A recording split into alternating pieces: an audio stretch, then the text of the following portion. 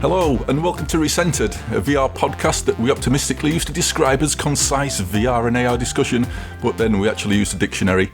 My name's Rog, and due to a cunning and brutal coup d'etat, I'm your host for this week as we talk about what's caught our attention in the VR space.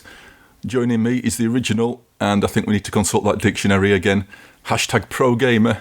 It's Lee. How are things going over there, mate? Yeah, not too bad, mate. A bit of a rough 2 weeks. I've not been well. I've had a kidney infection, and then I've been in and out of hospital a few times, so I've not been able to play much VR, apart from the last couple of days where I've had a go on a few things I've also talk about later. So, yeah, rough couple of weeks, but, you know, VR's kept me going. Oh, well, it's good to know. Good to know you can still jump into VR and get away from the aches and pains. Yeah, and I've mainly been reading Gary's book as well. Good stuff. The Memory Engine. Glad to hear it. Oh, yeah, so I'm about 75% through now, so okay. I'm eager to get to the end now. I'm not going to, talk about it, but go check it out on Amazon, guys. It's a great book. I'm really enjoying it, dude. I think Ross called me a fanboy, right? When I was saying how much I was enjoying it. Absolutely. But anyway, we're also joined by our overthrown dictator, a man who goes by many pseudonyms. Some of you may know him as Immersed Robot, others may call him Reckoner VR. Some might even whisper the name Ethan Spear under their breath. But around here, he's known as Gary. How are you doing this week? I'm doing pretty good. Dictator. Yeah, I'm doing pretty good. I wanted to mention that I picked up a Rift S during this past couple of weeks, which is a bit of an odd choice because I've already got a Quest 2. And I picked this up and then I posted on Twitter that I'd picked up a Rift S. Yeah. And then I got all these people saying, is it worth me getting a Rift S if I've got a Quest 2 and this kind of stuff? So, of course, I'm saying definitely not. Definitely do not do what I've done because it's not a good choice. But the reason I picked it up is because I wanted a wired native PC VR headset just for certain titles, and most of the stuff that I play on PC VR will still be on my Quest. Like 80-90% probably of PC VR stuff will still be on my Quest 2.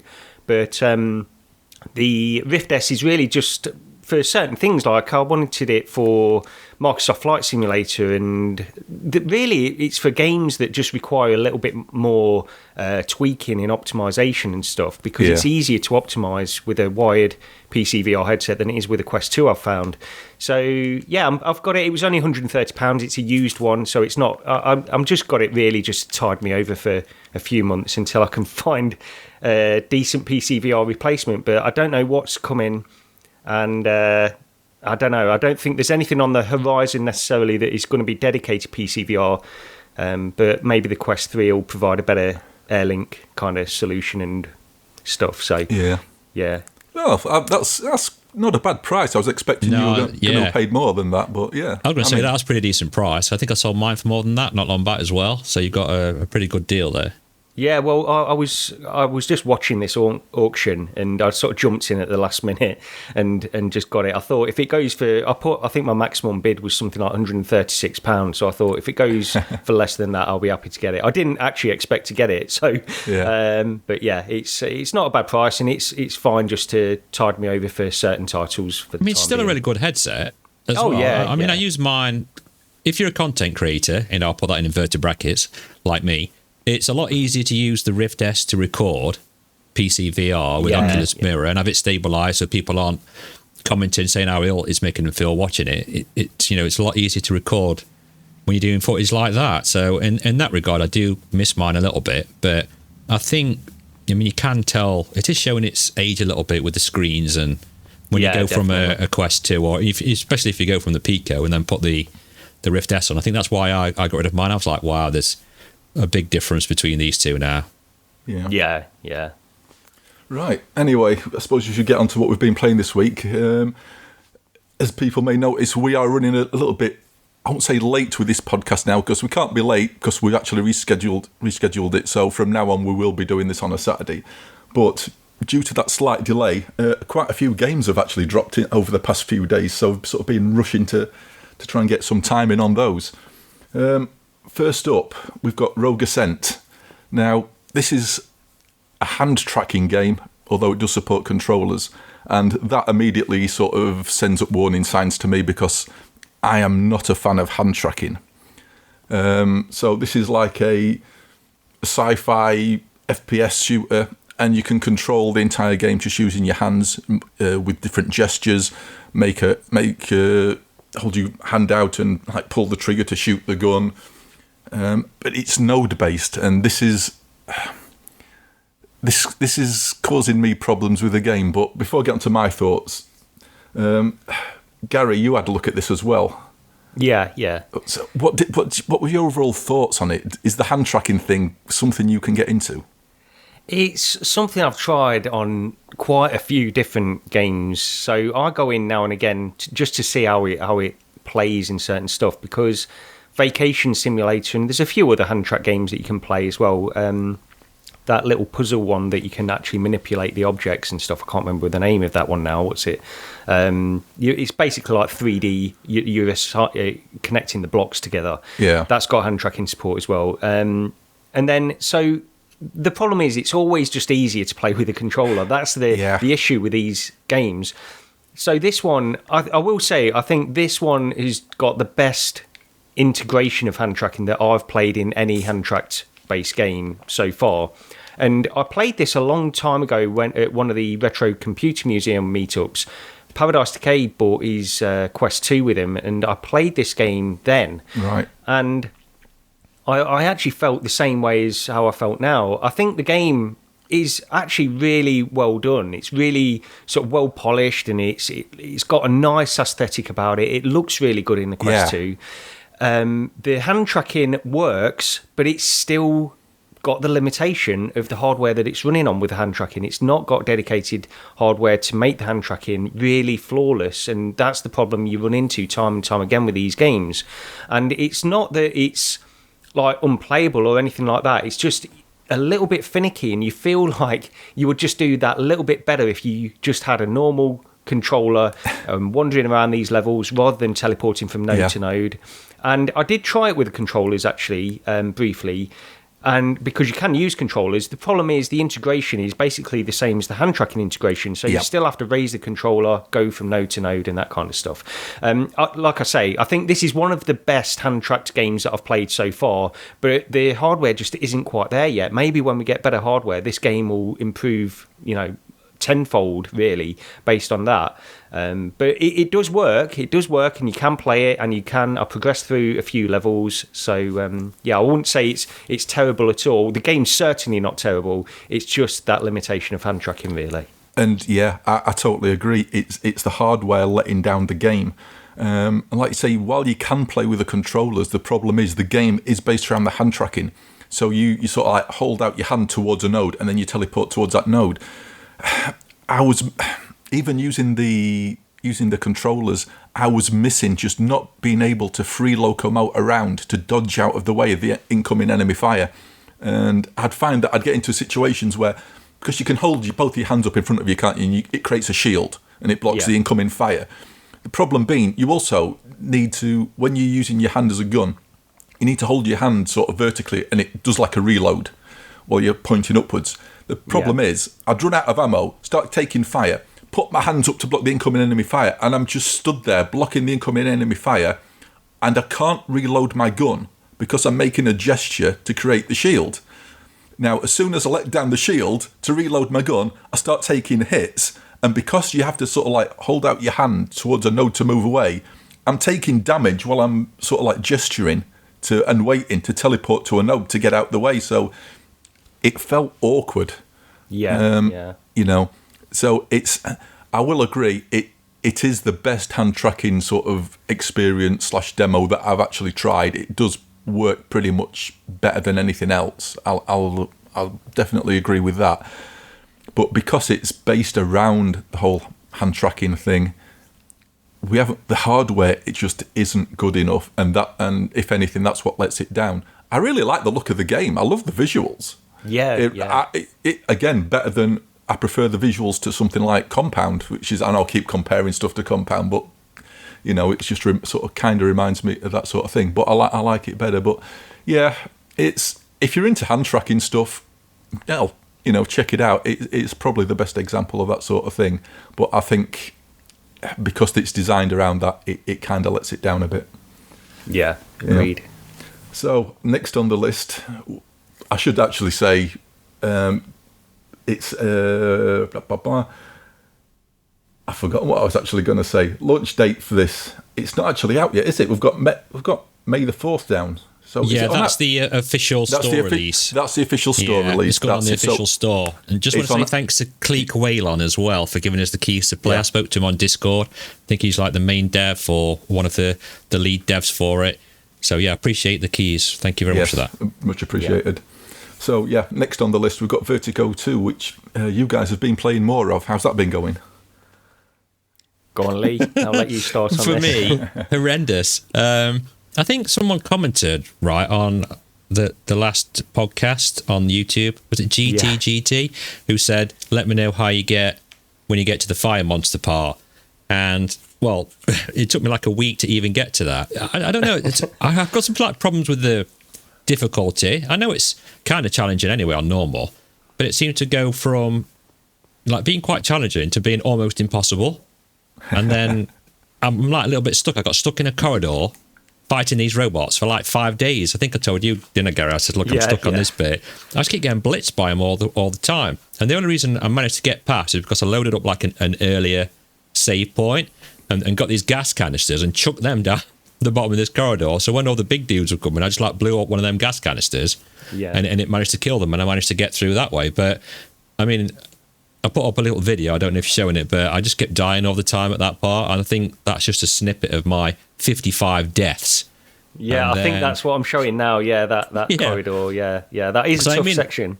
It's really tough, and then I even bought the gas canisters, and I think it set a chain reaction up, and then it just blew up the entire corridor I was in, including me, so that made me giggle. But yeah, when I got to that fire monster, I put a few clips out on our RECENTERED Twitter. People want to go and check it out for a good laugh.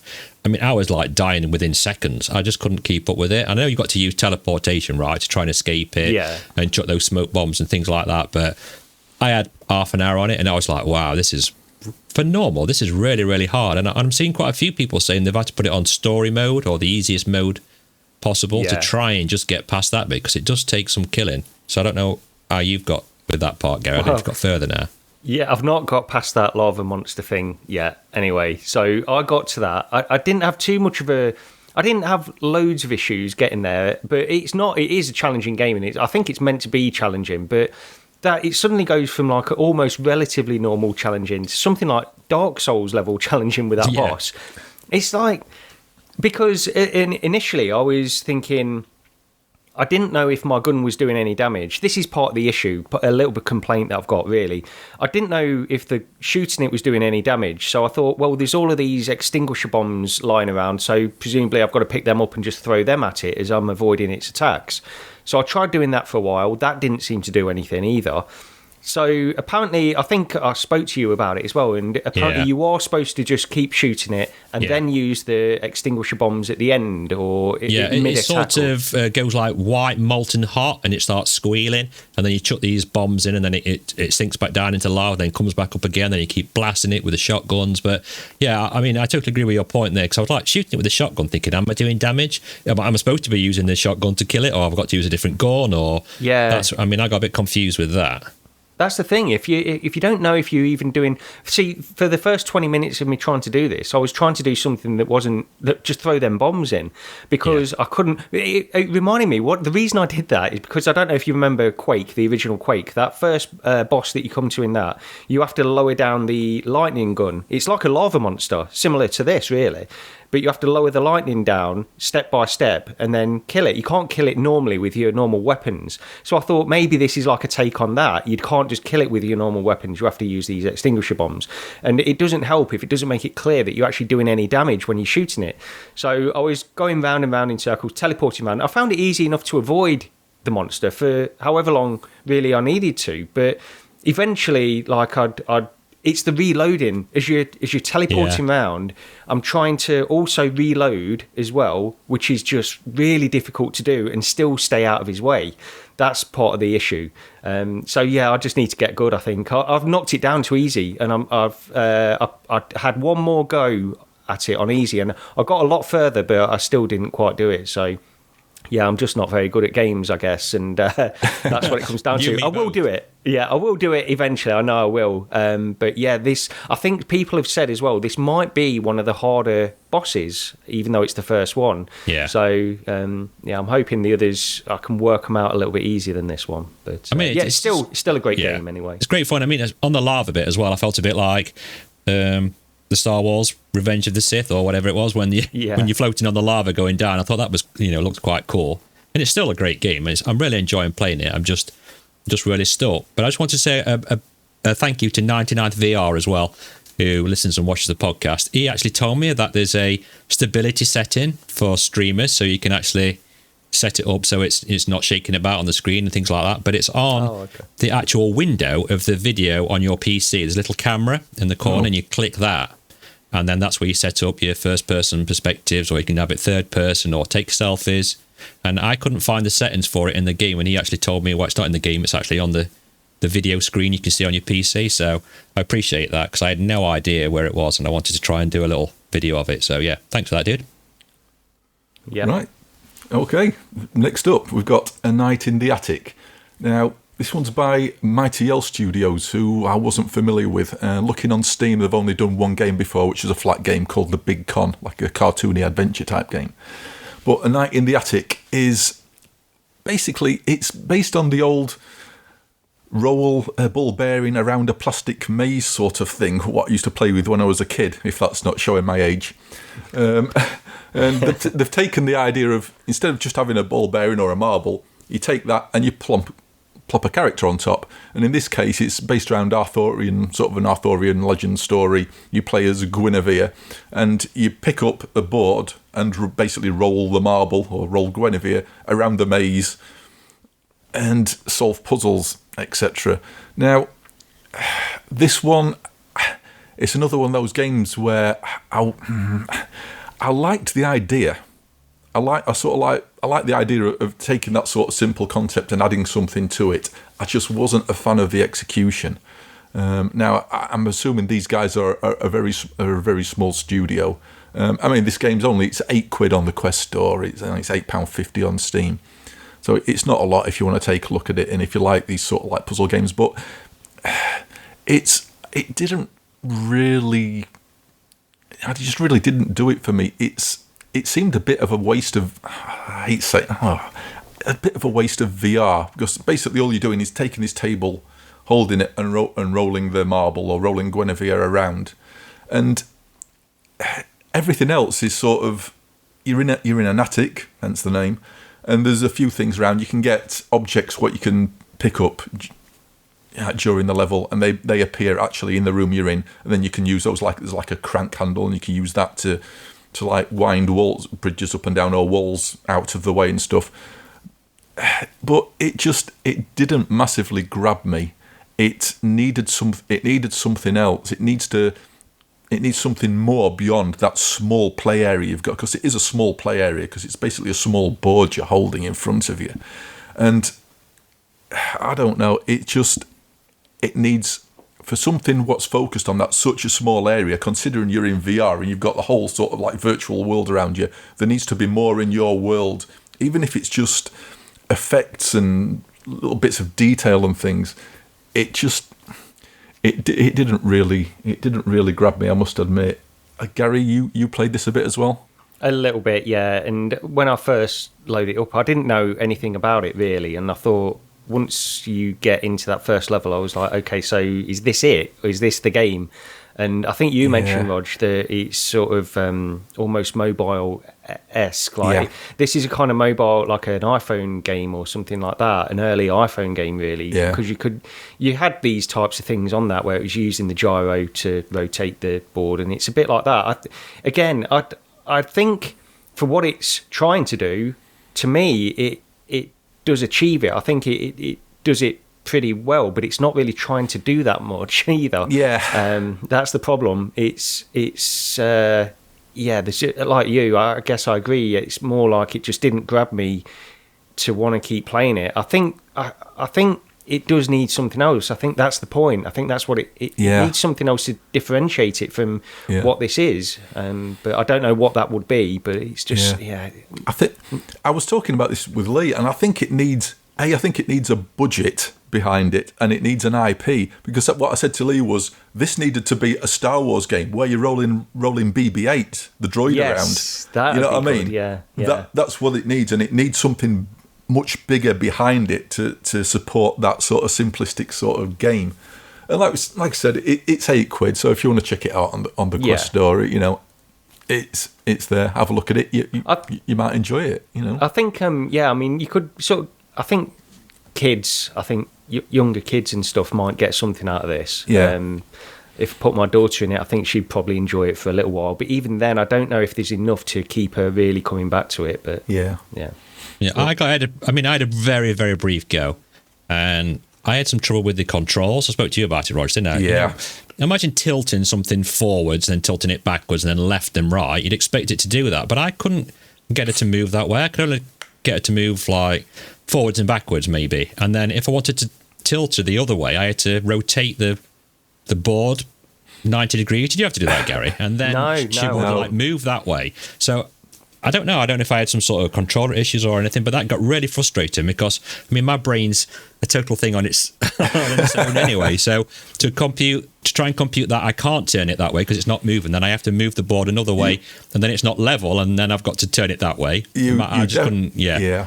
You definitely had some sort of weird bug going off. That was not working right for you. You should have been able to like tilt it in all the different also directions. if people are going to try this with virtual desktop, I couldn't get it to work with virtual desktop. So that's just something to note as well. Yeah, this does seem to be a known problem. If you look on the Steam forums discussions, it only works with Oculus Link or Air Link. Apparently, it doesn't work with virtual desktop at the time that we're recording this anyway. So that's something else to keep in mind if you're picking up the PC version. Right. So the next one I think is one that only I've played, and that's Breaches. Now this is what's being described as a Rainbow Six Siege style game, and I'll take that as some sort of fact because I've never played Rainbow Six Siege, so I have absolutely no idea. But basically, you've got 5 versus 5. You've got a team of 5 outside a building whose job it is to infiltrate the building and plant an EMP to defuse a bomb. And you've got the opposing team on the inside whose job it is to keep the other team out until the bomb goes off. And I must admit, I picked this up just because there was a lot of noise around it, and I think we all know that we're not the biggest sort of first-person shooter fans on this podcast. Not that we've got anything against them, it's just not generally out. Well, definitely not my genre anyway. I'm just bad. There's no joy with 3 kills and 75 deaths each time I play. That's it, yeah.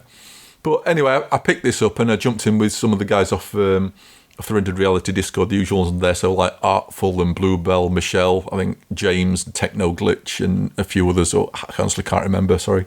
But oh wow, this is actually really good. And I had an absolutely brilliant time. And I think that first time we played it, 2 hours went by in an instant.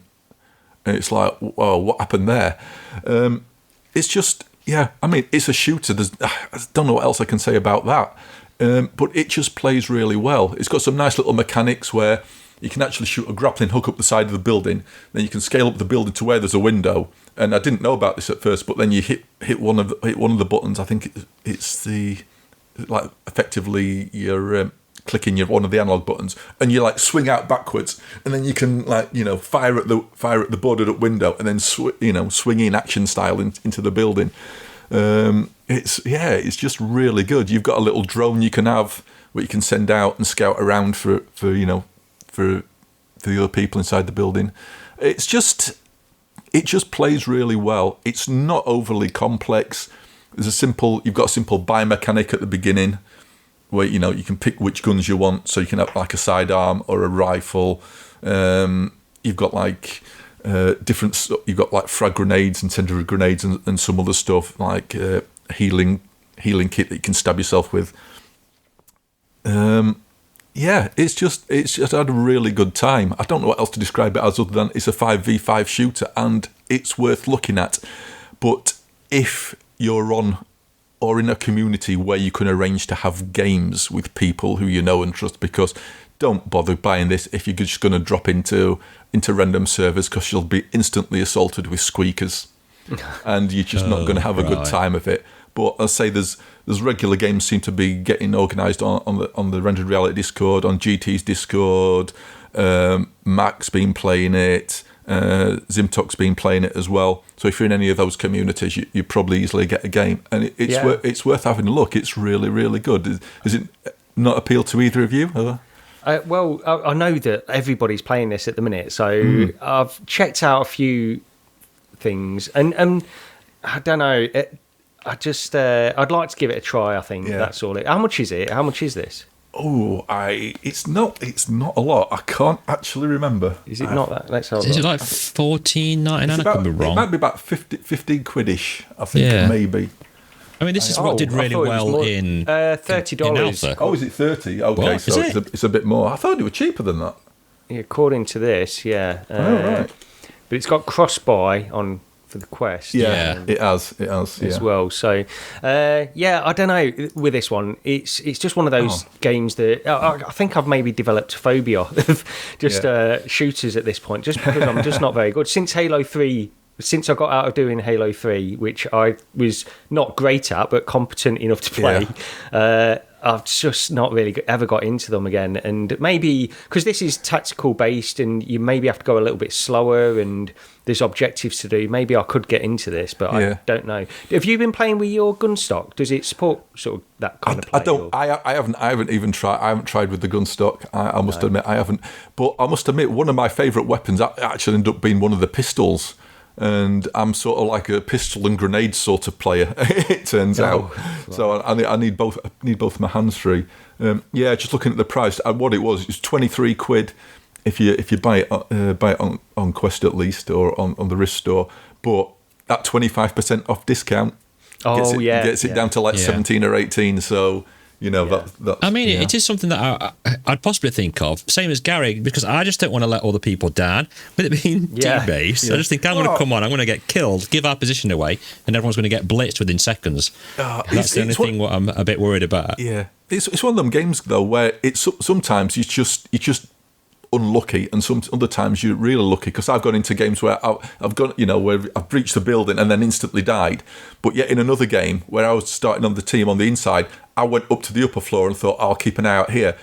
And one of the roof hatches got blown. I thought, here they come. And somebody rappelled down, and I shot them, and then followed instantly by two other people, and I shot them as well. So sometimes you'll get lucky, and it'll seem like you're a really good player. But other times you'll get toasted, like 5 or 10 seconds into the match, and it happens to everyone. There is an element of luck, depending where you start and where the opposing teams start as well. I mean, perhaps it's worth thinking about, like, me, you, and Gary jumping in.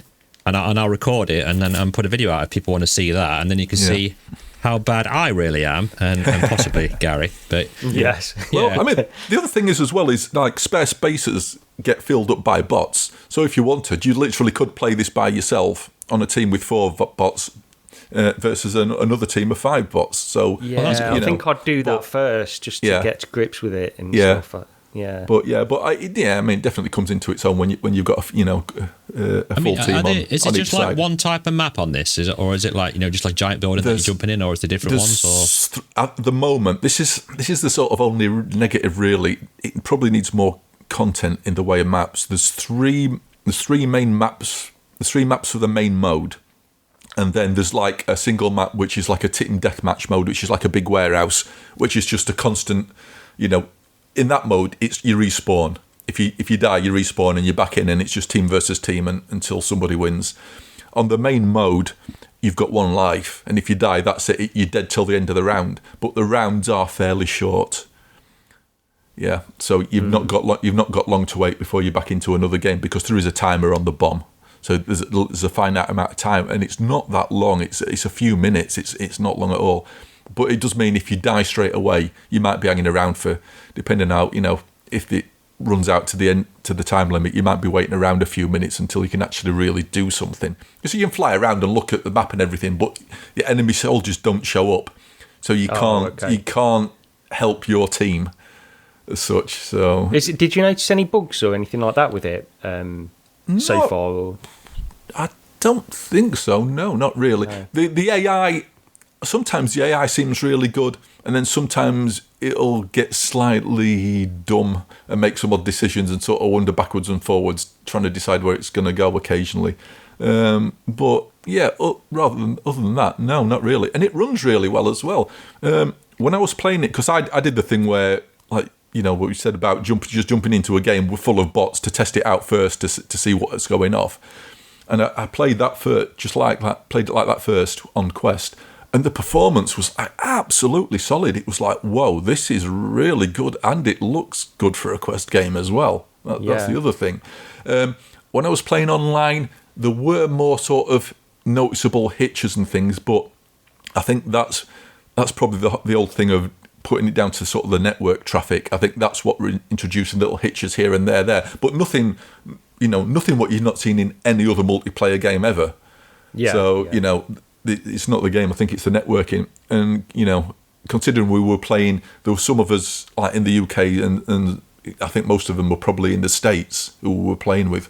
So, but, you know, even then it ran really well. Nothing I'd complain about. So, yeah, really, really good. Worth looking at. I've heard definitely. really good things about it from Alpha, because people were raving about it then, weren't they, when it was like free just to test it and play it. And people were saying how good it was then, and you know, what a great experience it was. Yeah, but it is, yes, definitely worth it. So yeah, £23, but don't forget to use a discount and get 25%. I'm sure off. we can pop one below in the description, video description. So, you know, help us out, dudes. Definitely, I have to remember to do that. Yep, definitely.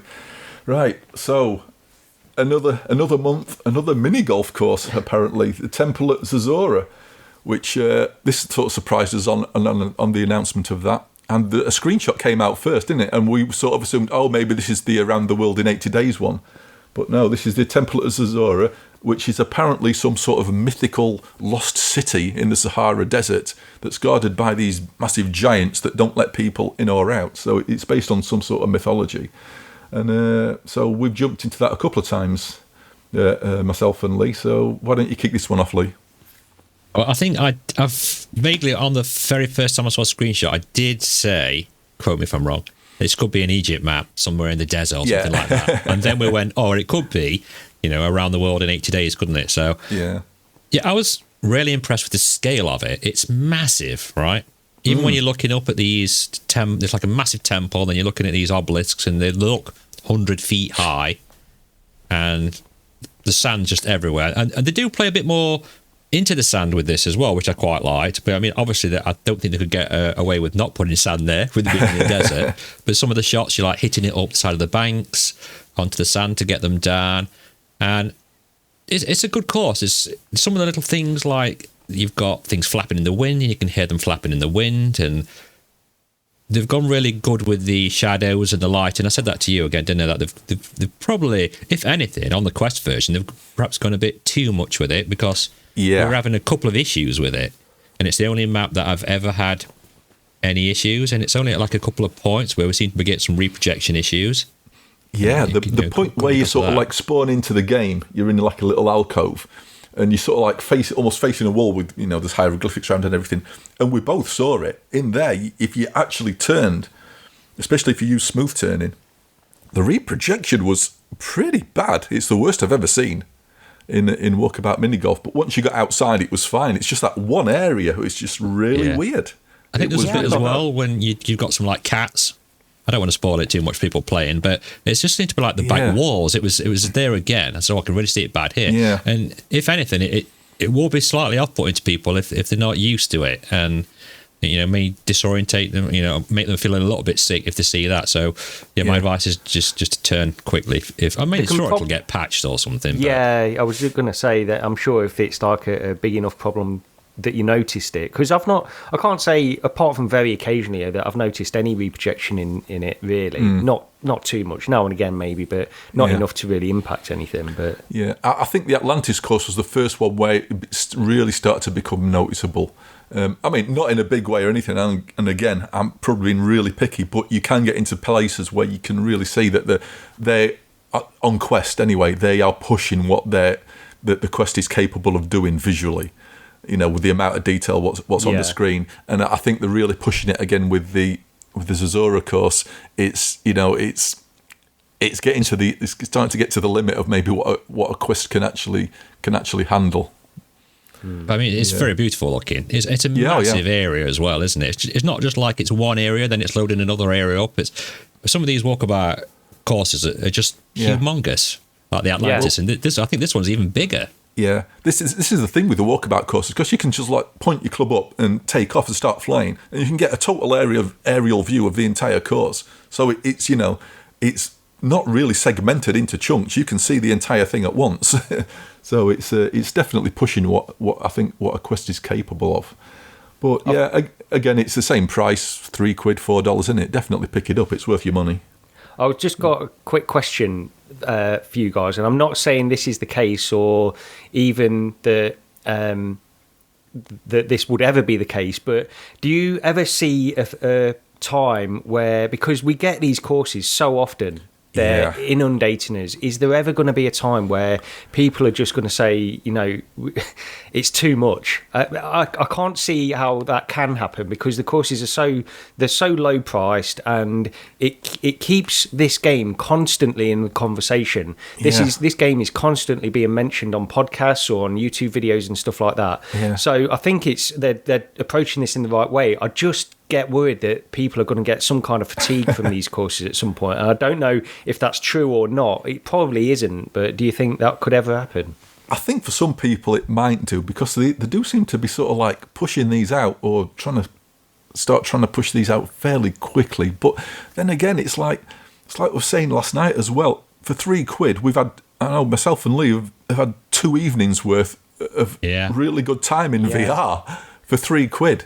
You can't complain about that. You can't. It's just added value, really, isn't it? I just think there's got to. I mean, they could do this forever. I mean, they don't need a Walkabout Mini Golf 2, because they keep building on this game, which is probably the best way to do it, and the best way for people to sort of curate the kind of courses they want to get as well. You don't have to buy these if there's a course you think you're not going to like. This is it, and the entire thing with the guest pass as well. As long as the person hosting the room owns the course, everybody else in there, so all the other 7 players don't even have to buy the thing. They can just play that course as long as the host owns it. But it's so well worth just buying it, because it's probably the best value in VR, in all honesty. Easily. It's my favourite game on the Quest 2 by miles. I mean, I've said before, I've just got a Quest 2 Walkabout Mini Golf Simulator, and I was even thinking about this earlier on.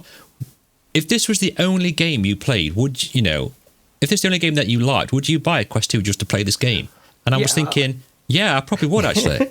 There's a case for that. Yeah, there is definitely a case for that, because people do pick up Quest 2 just to play Beat Saber or something like that, don't they? So I think that this one is a similar kind of thing, where you got endless value, really. If they keep bringing these courses out, I know. And we spend most of our time hunting for the balls, trying to get the clubs that you find on the hard levels. And, I mean, it's just such a fantastic game. I'll keep banging on about it. I know we're going about it quite a lot, but it's just because it's so good. And as for you asking if we'd ever get tired of them, cute, I mean, I'd bang one out every week for me. I'd buy them all. I can't wait till they come out. And I think the next one, from what we can tell, I think it's on the Shack when you first load up, is it Journey to the Centre of the Earth? It said coming soon on a big on a big board, right? So maybe that's the next one we'll get in the Jules Verne trilogy.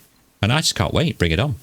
Yeah, absolutely. Yeah. More the better, in my opinion, in all honesty. So, plus, I mean, there's always the odd chance that I can beat Raj, which is what I did last night. Which did actually happen last night, Once in a blue moon. Minus 16. I got minus 16 and upside down, which is crazy, because my best one was +1, so I bested it by 17 shots somehow. No idea. Oh, thanks to PD for joining us, by the way. He joined in and had a couple of rounds with us. So it was nice to. Wait, he didn't speak because it was quiet. He was being quiet because his family were in bed because it was quite late. But it was nice to see him and join in for a game. Yeah.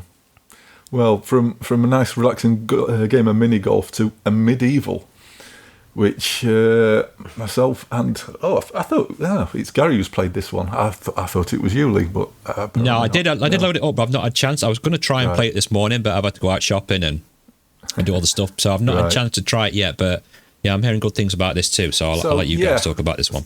Yeah, so a Medieval, it's a retro first-person shooter, very much in the old Quake or Hexen Heretic style of gameplay, and especially visually. The textures on the walls are totally unfiltered, so there's no, this is almost like going back to sort of like the DOS days of first-person shooters, where everything really sort of looked sort of blocky. And this is another one where I need more time with it, I think. It's good, but the problem with games like this is I tend to rely on nostalgia for specific games to get that level of enjoyment out of them again. And this is sort of like a homage to those sort of games. So there's no, because it's a new game, there's no nostalgia for that game. I don't even know where to start with this one. It's because that's what it is. It's Hexen, it's Heretic, it's Quake. Have you any sort of like coherent thoughts on this at all, Gary? Because I just don't know what to say on it. I know what you mean when you say like with the nostalgia of certain games. I feel the same way. It's a bit like, talking about like retro stylized kinds of games like Compound, I don't like that because of necessarily that retro aesthetic. It's because I don't have any nostalgia for that particular game. Yeah, I think the retro aesthetic is fine, but it's the game itself that I think is really what I enjoy about it. Yeah.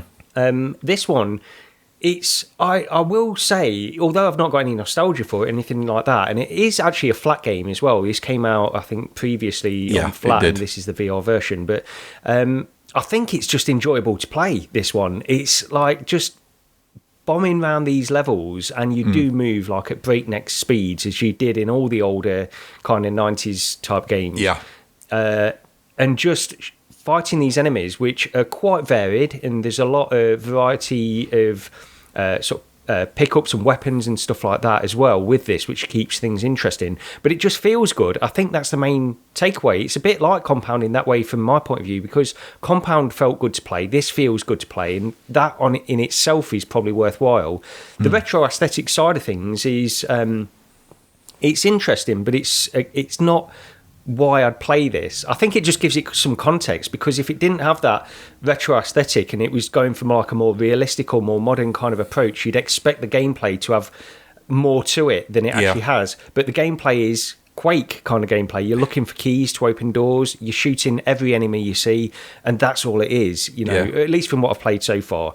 And I really enjoy it. I think there were a few little performance issues that I had. I'm playing on Airlink on my Quest 2 at 90 hertz, and I think it's because you go through these levels so quickly, you're running around so quickly, it's loading in different assets and stuff, that I get occasional stutters as I'm going through, but for the most part, it didn't affect anything, and I think it's one worth looking at. I'm only 2 levels in, but it's, if you like Quake and you just want to go run around a level and blast enemies, and get through it, this is the game. It's not a roguelike, it's not nothing like that. You're progressing and it saves regularly, it's a good game. I like it. Yeah, it doesn't sort of back away movement-wise, like you said, does it? You really do move around at quite a pace. And when I was playing it with Airlink as well, and I was playing it where I was free turning rather than using the stick. And there's one point, there's a very tight spiral staircase. And honestly, I nearly made myself fall over in that damn thing. It's like I was spinning around like a madman trying to go up this staircase with smooth turn. I thought, whoa, stop. I really need to turn smooth turning on here. I'm just going to end up falling over. It's crazy. Performance-wise, I can't really comment it, because I told you earlier, I think, when I was recording some video for it, I was running it over Airlink at 120 hertz, so I could record some sort of like 60 FPS footage at proper frame pacing. And in the headset, I was seeing some reprojection, so it could have been that. But I mean, say I'm running a 1080 Ti, I was running Airlink at 120 hertz, playing the game and recording. It seemed to hold up pretty well, even though I did see a bit of reprojection. But that was probably because of all what I was trying to do at the same time. I did pick it up on Quest actually to have a quick look, and I've spent maybe 10 minutes in it, if that. The Quest version definitely does have reprojection. Right. You can see it quite easily. Although saying that, if you're sort of new to VR, you might not even notice, because the reprojection in this is in no way, shape or form as bad as PSVR2 projection. Sort of your head movement just looks totally and utterly smooth if you're rotating your head. It's when you sort of smooth turn. Sometimes if you've got a lot of enemies on screen, you will sort of see them sort of almost judder sort of as they're moving. But there's nothing game breaking about it. It still plays seems to play really well. But yeah, apart from that, the Quest version, the actual textures, because it's like we said, these things aren't filtered. They are like low-res pixel sort of textures as you used to get back in the day. And on the Quest version, you can see them slightly, almost shimmer. I say shimmer is the right word. They sort of almost slightly move in place if you look at them sometimes. It's almost as if they're not quite properly fixed to the surface. Oh, right. It's very slight, and I've not seen anybody else mention it, so this might be a bit picky, but it wasn't there on the PC version. So there's something sort of slightly off there on the rendering side, I think. And something else what affects both versions as well, and especially the Quest one, but this is not just due to this is not just this game. It happens a lot in a lot of Quest games. You can see, I presume it must be the mid-map levels. So generally games when you render textures further into the distance, you drop down to a lower resolution texture, and this helps eliminate shimmering and sort of like pixel fighting, sparkling on the textures. And you can see the mid-map levels reducing quality quite close to you on the ground. And what it does, it means sort of some textures close up can look a bit muddy because there's a total lack of, I don't know what it is. I don't know whether it's a lack of some sort of filtering or if it is the mid-map levels are just being drawn too aggressively close to you. And it's something that happens in a lot of Quest games as well. There's even something like, I noticed it on Moss, even though it's not as blatant, but if you load up Moss on Quest, look at the artwork on the book in front of you on the main menu when you're flicking through the book. If you move your head backwards and forwards, you can see like a level of detail of texture kick in and out just by moving your head very slightly. And honestly, I don't know whether it's a performance thing because, using low res textures, less memory bandwidth, so it's faster at rendering, maybe. But using those lower res mip-maps close up to you really does sometimes make a Quest game look worse than it actually should. And I don't know if it's like that's the default setting for maybe it's like Unity stuff, but I don't know whether it's possible to sort of not lose too much performance and push those mip-map levels out a bit further, because I think it would make a nice difference to some Quest games. But anyway, just a rambling thought there. So anyway, that's a Medieval, and it's on Quest, but not on the actual Rift Store, and it's also on Steam, and it's on sale at the moment along with the original flat version for not a lot. I think it's like a bundle for 11 or 12 quid or something like that as we're recording this. So there's a launch discount. Yeah, that's a recommend for me. I think the important thing to say is you've got to be into this type of game because it is very retro. The gameplay is very retro. It's not doing anything that deep or anything, but it's fun. It is fun to play, definitely. Yeah. I think I probably will go back to it. I did enjoy it enough that I'll go back. So big thanks to PD as well, because he sent me the keys across because I didn't think they worked. I actually thought they were for Quest. So I couldn't get them to work, and then I sent them to Roger, and he said, "Oh yeah, they're Steam." So thanks for those, PD. We've appreciate that. Cheers. Yep. So last on the list, we've got Kill It With Fire, and I think Lee, this one's up to you. Yeah, this is one that interested me. I've seen a few people. I think Ben played it, PD played it, and I think you mentioned it, Gary, didn't you? Saying there's anyone interested in playing this? Yeah, you can. Just to let you know as well, I did play a little bit of this morning and played the first level as well, but so I can jump in, but you go ahead, Lee. Well, yeah, I mean, I like it. If you've got a big phobia with spiders, I've got a massive arachnophobia fear. They freak me out big time. It's like the biggest fear I've got, along with getting married. And then I think I've cracked that joke a few times now.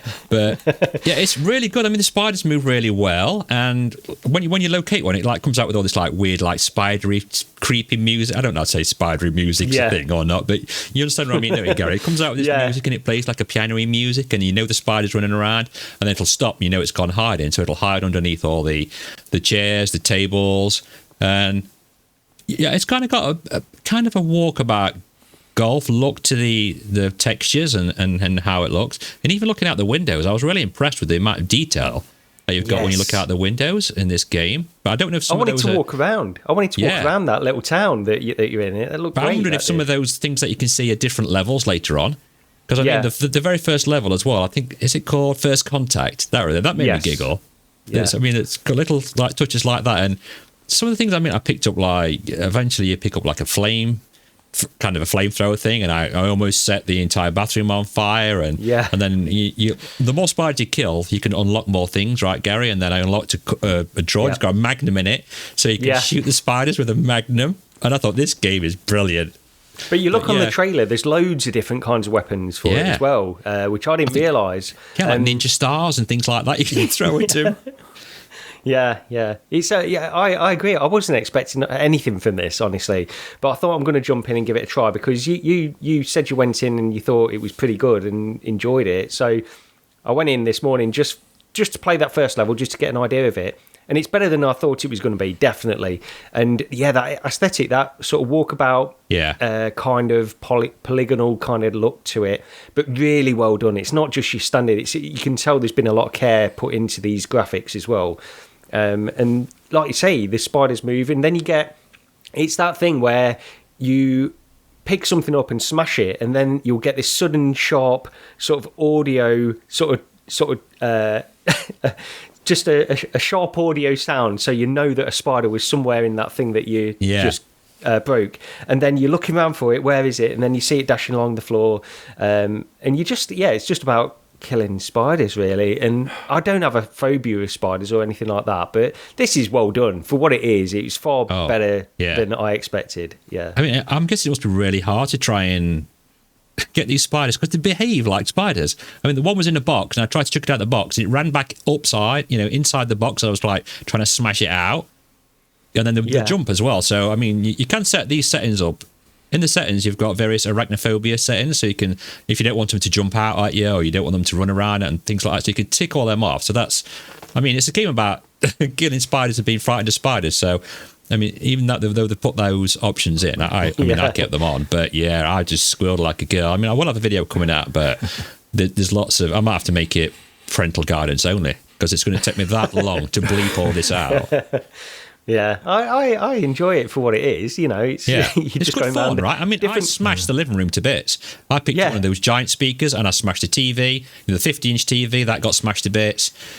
You smashed the windows as well. You can shoot the windows out and stuff. And it's almost like a job simulator type of thing, really, but a little bit. I don't know. It's that kind of look, that kind of game where you're just going around, but it does guide you a little bit with these tasks that you have to do. You have to kill so many spiders. Yeah, you put your hands in like gloves, right? It's sort of a bit like Alex gloves. You sort of put your hands in, then you can lift it up, and it tells you. It's got like a radar on, so it sort of guides you to whereabouts they are. And then once you kill so many, it gives you unlocks on door, so you can unlock that door. Because I thought, why can't I get in this door? Why can't I get in it? And then eventually unlock it, press the button to unlock it, and it was the bathroom, and you can see the legs on one hanging behind the toilet roll, and it's just like real life, because that's where it would be, hanging behind the toilet roll. When I first went in, though, you get these gloves, and then it tells you on these gloves they need to be calibrated, so kill spiders. You just got to kill spiders. And I couldn't work out. I found these spiders, and I was trying to squash them with my hand, but you can't seem to do that. At least I couldn't. Then they move pretty quick anyway. You have to sort of throw objects, all these objects that are around, and then, like you say, you get these other weapons as you progress through it. But yeah, I tell you, I enjoyed it more than I expected. I had to kill one with a clipboard, because you start off with a clipboard with things to do, and I couldn't get it. I thought, I'd get this on my hand, but eventually you put it in that machine where the gloves are. So I just smacked the spider with that on the fireplace. And then another one ran out in my feet, and I was squealing and running around. And then it fell over my green screen 3 times, because I was trying to run away from these spiders that aren't real, but are jumping out on my face. But some of the levels, they do look really good. There's like a gas station level, so I can imagine that to be, you're going to just destroy that. That's some of the fun, though. The room I'd smashed to bits. I smashed the house up killing these spiders. So that's the comedy of it as well. It's like you're trying to get these spiders. You've got things on fire. You've shot out all the windows and stuff just to kill all these spiders. It's quite good. I think the problem, I'd not had a look at this, and one of the things, I don't know if it put me off. I looked at it, I thought, cartoony game about sort of like killing spiders, and it's like, I'm not, well, half the thing seemed to be that it's a game where if you're afraid of spiders or don't like spiders, you're going to get a lot more out of it because you're going to be jumping and shrieking all over the place. Yeah. Now, I think, like I said on Discord the other day, I'm pro spider. I'd rather have spiders than flies. If I see a spider, I leave it alone. When I go to put my dustbin out, it's an obstacle course to spider webs in my backyard. But yeah, I don't know. Maybe I should take a look at it. Maybe I've underestimated this one. Well, I should point out as well, because I'm pro spider as well. I don't mind spiders at all, but my family really hate them. But I'll try not to kill them because I said on Discord I'm the designated spider remover in our house. So, but I will try not to kill them. So maybe this can just get out all my pent up frustrations of being told, Dad, get rid of this spider. Yeah. This is years ago. I'll just quickly jump in. Our old house used to get quite a few spiders, and I don't like killing them, but I also don't like trying to get them out of the house. So I used to if one ran across the carpet, I used to drop a pint pot over the top of it, and then I used to go to bed, and my missus used to come home from work late at night, and there used to be like 3 or 4 pint pots all over the house. What were all these spiders for her to chuck out, and I just got to bed. Wow. Oh dear. Yeah. Oh man. Dear me. But yeah, but it does bring up the question, Gary. You've not actually put your kids in this game yet, then? I mentioned it because I played it this morning before we started recording. Then my kids came home from swimming, and I said I've got a good VR game, and I told them about it. So yeah, my daughter doesn't want to play this, but I said it's sort of cartoony and it's sort of it's fun. But I think if you have got a real genuine phobia of spiders, because have you actually got a phobia of spiders, Lee, or is it Yeah. So does it really affect you, this game? Yeah. Well, I mean, you'll be able to see on my video that when I first opened the drawer and it started running towards me, I just sort of ran off screen because I was just and it was really making me scared. The one on the toilet roll, just seeing that, as you open the door, you can see the giant legs coming around the side of this toilet roll, and it's there, and it's like, no, I just don't even want it. I just burnt the entire bathroom to bits. So now have they done this, and they've missed a trick if they haven't. There should be a VR headset with a spider inside it in the game. Oh, that's a good idea. Yeah, I don't know. I've only played the first level, so we'll see what happens. Looking at the trailer, it looks like you go to loads of different locations as well, and there's loads of stuff. So it's quite a bit to do. I'm looking forward to jumping back in. Definitely. I sort of dismissed this as like a throwaway little title, really, and I was a mistake to do that. It's not that at all. It's a little bit more to it than that. Yeah. All right. I think that's exactly what I did. I took one look at it and thought, nah. I mean, yeah, within the bounds of you're basically walking around killing spiders. It's not really deep or anything, but it's better than I expected, as I've said about 10 times. Yeah. I'll have to take a look at it then. Yeah. Right, I think that pretty much does it for games we've played this week. As I know, Gary, you were going to play The Last Worker again, weren't you? But you've not got round to that. I did want to mention it just quickly as well, because I did promise to play a little bit more just to give a bit more context on the story, but I didn't have that much time, and I've picked up that Rift S. I was trying to use some of my time to get back into some PC VR, just the bigger titles, so I didn't get to it. I will try to get through it, and if I do, then I'll mention it again on a future podcast. But I didn't do it this time, although I promised to. Okie dokie. I mean, I know which one I'd sooner play. If it's, 10 bucks, putting stickers on, or smashing the house up, killing spiders. There's not much of a choice for me, really, there. Yeah. So, recommend the Kill It With Fire. It's really good fun. Cool. Well, onto the news then. So, this is a bit of a sad one first up, is Dreams, the PlayStation VR games creation platform. It's basically coming to the end of its development cycle, and which means looks like there's zero hope for a PS VR2 port, which is where it would have really shone. The quote from them is, "We've made the difficult decision to discontinue live support for Dreams after the 1st of September 2023 to shift our focus to an exciting new project." So hopefully it'll be a VR one, but who knows? You'll continue to be able to play, create and share Dreams with others after September, but we won't be releasing any more updates to the game. And this is really gutting. There was some really, really innovative sort of stuff on Dreams, because it gave people who were more artistic the ability to really sort of create and bring their vision to life as well without the need for programming. Although, it was very much for visual design, and I suppose you could argue that it is coding in a way, but it's more about linking objects together and assigning sort of functionality to them. And some of the stuff on Dreams was absolutely amazing. Did you ever try it, Gary? I didn't know. It was one of them things that I was always interested in, and I thought it was like a gateway as well for my son to get into that kind of, a gateway to coding or something like that, which he does enjoy a little bit of now. But no, I didn't.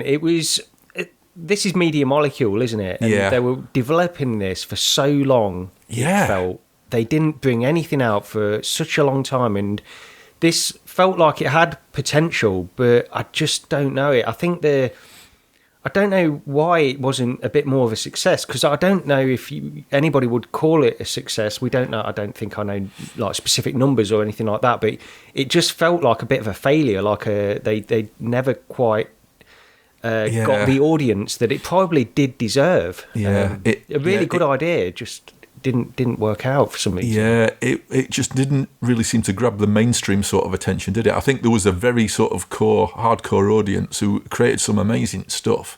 Yeah. If you've got the video up at the moment, I uploaded one for. It doesn't show up well on the video, but it was a Tron light cycle game basically. Yeah, and that's what I'm showing.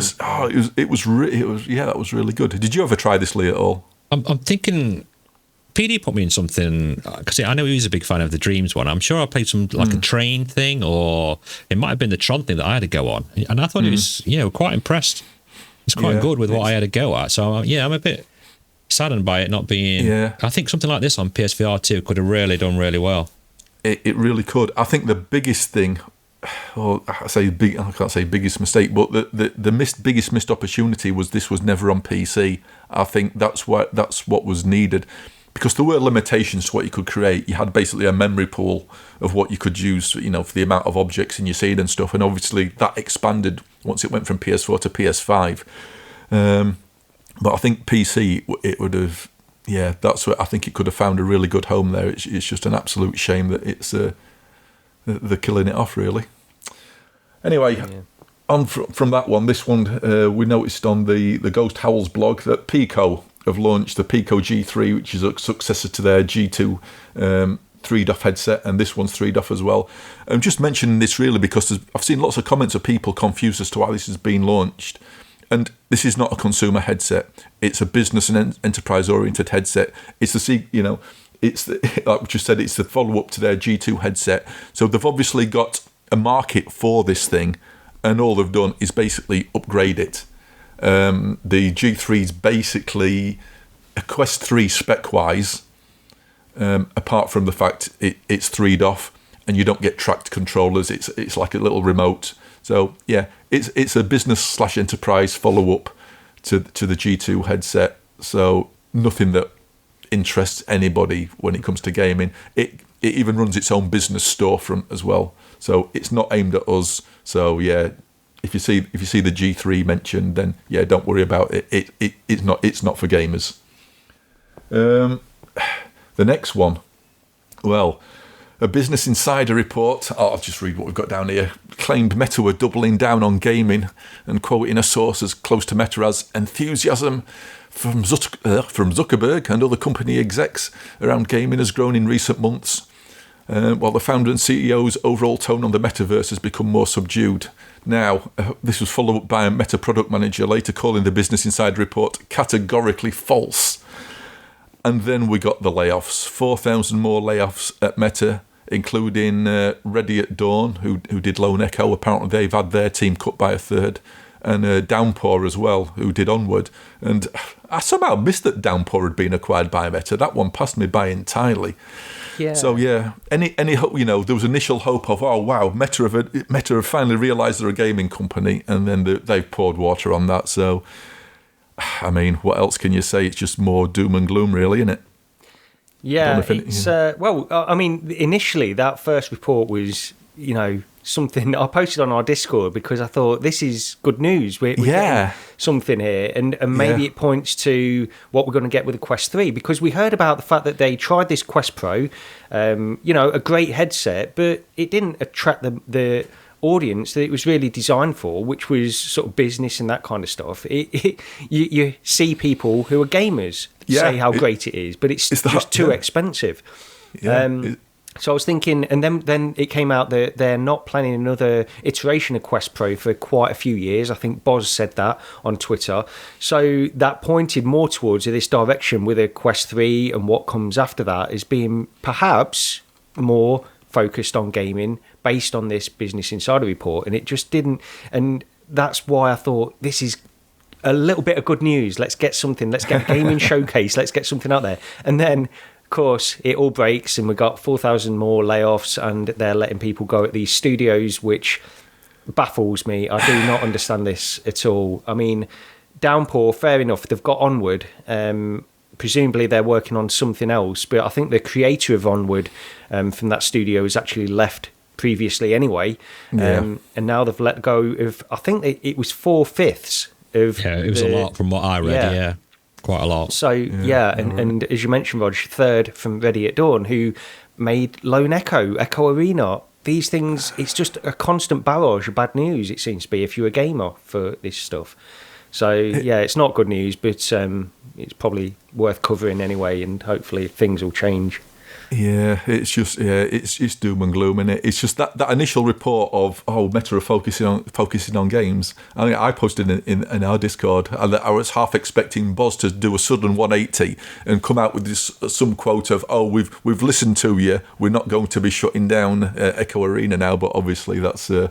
Part of me wonders if they'll do that, because that will make him look like a superhero. It could all be fake. This is the conspiracy theory in me. It's all fake. They're not actually going to do it, and it's going to make him look like a superhero, but it probably won't happen. I mean, I was on the lines of what like you said, when they're all talking about they're focusing on gaming, and I know that the bad thing about them shutting down the Echo Arena and that, but I thought perhaps the devs are concentrating, perhaps in my mind, that they are bringing Lone Echo, a direct port to the Quest 3, or perhaps even Lone Echo 2. I thought that would be amazing if they could bring that on release date.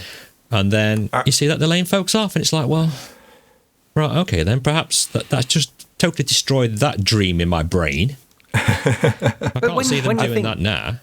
No, but when you think as well, so they had these 2 previous layoffs, something like 11,000 or 10,000. So they've laid off probably about 25,000 people. How the hell does a company get that bloated that they can just lay off all of these people? And I mean, what are they focusing on here? It's a struggle to really work out what they're focusing on. They still seem to be well into this metaverse thing then, based, if this Business Insider report's not accurate at all, which it seems like it's not.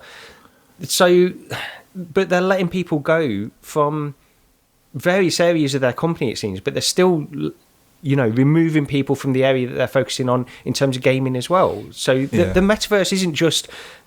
It baffles me that they think they can make this transition so quickly from being a gaming-focused company to just being a metaverse company. I don't understand how they think they can get away with it, and people will follow them over with that. Yeah. We've still got all these studios. They've still got, 7... They bought all these studios. Well, they were buying them all at one point, weren't they? Every time someone were bringing a game out, they were snapping them all for millions of pounds. Yeah. And then I don't really know what they've done since. I mean, perhaps people can let us know in the comments, but I don't know if they've been bringing any games out with these studios they've bought since. But it's like Beat Games. They've done Beat Saber. What they're doing next? What are they doing? I don't understand the acquisition of Beat Games, really. I don't know what they did it for, unless they thought they had another Beat Saber or something akin to that up their sleeve. And we've got to hear something this year, like with the Quest 3, we've got to hear something from these developers that is good news. We're getting nothing at all. You would think so. The one worrying thing, what's in my mind is, I can't remember if we covered this before or not, but there was a tweet when I think it was when the last round of like 10,000 people got laid off.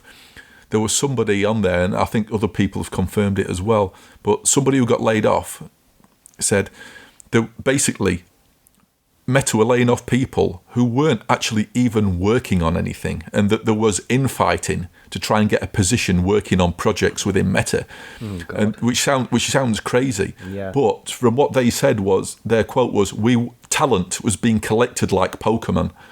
You know, they were collecting, they were basically buying up talent so other companies didn't. Yes. But then that talent wasn't being assigned to any work, which has screwed over a lot of people who working on Horizons. That's a fact. No, definitely. But there's a lot of people who are now out of a job, are trying to get work somewhere else, and when they're being asked, "What did you do at Meta?" their answer is, "Well, we didn't do anything." Yeah. Which is just ridiculous. This was coming from a long time ago as well. Do you remember a few years ago? I think it must have been a couple of years ago, where Mark Zuckerberg said that he was basically inviting people to leave the company. He had a quote basically saying there's a lot of people that shouldn't be at Facebook. And that kind of stuff. So this was coming, and this was 2 years ago. So these layoffs were going to happen. I can't believe that they've got rid of like 25,000 people, though. I mean, a lot of it's like Instagram and WhatsApp and things. You got to think they own quite a lot. I mean, most of the social apps are owned by Meta as such. So, I mean, how many people are working at? I thought originally when I first saw this story, it was they're laying 4,000 people off from WhatsApp and Instagram, and I was like, what? 4,000 people work at Instagram and WhatsApp? Yeah. That's what like confused me. And then I noticed people were saying, "Oh no, actually some devs are going." And I was like, "Oh right, well that's not good." But it does make you wonder how many of these people are actually working on a solid project. It's by the sounds of things, not they weren't doing anything, but some of them anyway. And it's got to be frustrating as well. It's ruining their career. They've got to keep active and keep in within. They've got to be doing the job that they were hired to do. Yeah, they've got to have a massive showcase this year. It's got to be something really special, because every time I stream it or view it, it's like, oh, disappointment, or this port, or this port. We're going to make this into this game, and it's just like, well, we've seen all these before. They've got to do something really good. I mean, announcing things like Grand Theft Auto and then never mentioning it ever again for years. I'm amazed that Assassin's Creed is not, because Splinter Cell got cancelled, and Assassin's Creed apparently is still in development. And I just, it seems weird, especially because it's Ubisoft because they were cancelling stuff. I was listening to like loads of like flat games, not VR stuff, but it seems bizarre that they've not mentioned anything with that. But apparently there was some leaked footage, wasn't there, a while ago with that Assassin's Creed, and they still seem to be working on it, so might still get that. Oh, who knows? I'll believe it when I see it, in all honesty, with that one. But anyway, talking about games what might be to games what actually will be, some upcoming stuff. And Walkabout Mini Golf is coming to PSVR2 on May the 11th, with all the current DLC purchasable as well. Crossplay is available, although you can also, if you want, hit a switch so you only play with other PlayStation VR2 players if you want, for some strange reason. So yeah, good news really. The best, one of the best VR games coming to PSVR2. No word whether it's using reprojection or not, or whether it might be 90 or 120 hertz. But I mean, this has got to be a 90 hertz game, surely, minimum. I would think so, yeah. If not 120. But I think I've got enough trust in the devs that they will make the right decision on this and not do it in any kind of reprojection. Again, when I was playing Walkabout last night with Lee and PD, I was streaming it from the PC version at 120 hertz, and it was flawless. So there's no reason that the PSVR2 version shouldn't be 120 hertz, unless they're going to overhaul the visuals somehow. But I think they'd probably keep parity with the PC version at least. Anyway, I would have thought so. Yeah. I mean, it's on. They've got some bundles on sale as well at the minute. They've got like a Lost Cities bundle where you can buy the game. This is PC, VR, and Steam, and on Quest as well. I think it's on Quest, but I can't see the prices because obviously I've got all the DLC, so you can't see it. But I think it's like 20 quid on Steam, so you'll get like Gardens of Babylon, Shangri-La, El Dorado, and the new one, Zerzura. It's like 20 quid, and then I think there's a all-in-one bundle where you can get the game and all the download content for like £27. So It's a total bargain. I don't know if we talked about Walkabout mini golf much on this podcast or not. I don't think we mentioned it. Maybe. Yeah, so it's difficult not to. They're constantly doing stuff. We're not sponsored by them. I'll just add that. But yeah, it's brilliant, fantastic, fantastic game. So but next up, Firmament. Wow, this has been a long time coming, isn't it? So this is the next game from Cyan, the developers of games like Myst and Riven and Abduction, which is due for release on PC on the 18th. Next month. So wow, this was originally funded on Kickstarter 4 years ago this month. Oh, was it? So it's 4 years. Originally, it was supposed to come out released the year after the Kickstarter, and they slightly missed that one. Well, that's exactly what Kickstarter does. I'm still waiting for my Lynx R1 stuff. Yeah. Oh, what gold? Yeah, you are. Oh man. Yeah. But anyway, this will be finally available on PC for VR, flat as well for Windows and Mac. A PSVR2 version is set for release at some point in the future, but as far as I know, we've not got a release date on that one yet. One interesting thing on this, the minimum specs for Firmament, minimum RAM is 16 gig, but they're recommending 32 gig of RAM. Oh god, wow. which is quite a That's Well, that's okay. It means I can play it. I think we filled some Google Docs. We filled some Google Docs out to try and get this, didn't we, Gary? So hopefully we can try and give you some news on it when it comes out. Fingers crossed. Yeah. They I contacted them through email and then on a separate form that I think you sent through. Lee, did you? And hopefully we'll get some keys for it to give it a try. I might pick this one up anyway because I do like. Myst is a very difficult game. I think that's the problem. So when this game, I expect it to be sort of one of the more sort of obscure kind of puzzlers, maybe. I don't know, but we'll see. Just in case you don't know what sort of style of game this is going to be, it looks like it's going to be like all their other ones, in where you've got like basically an abandoned like island or city or town or basically somewhere where they've not had to use a character artist because they don't seem capable of hiring one. No. But they've got a definite look, their games, haven't they? And the trailer for this one, again, it's that very mechanical, big cog wheels turning machinery type thing. There is apparently a droid companion in this, which has got me slightly worried because oh no, not another one. But although I did read, apparently he's supposed to be silent. So hopefully no annoying chattering as you're going along, so it might be okay. But be interesting to see. I mean, visually it should look amazing. Hopefully it runs better than Abduction did, which was a bit of a joke when that first released. That was a mess performance-wise. Yeah, I think they did update that though. When I went in, a long time after it was released, it was okay, yeah. But so hopefully not too much in the way of problems on release. So should be an interesting one to see. And puzzle games are my favourite. Absolutely. I'm sure we'll get a thorough review from Lee. Yeah. I mean, do I mention that I played Moss and I wasn't keen on it, or do I not risk the wrath of the comments on YouTube? Well, you've ruined it now. That's it. Lee hates Moss. Lee hates a tiny little cute mouse. It's not that I don't hate the mouse.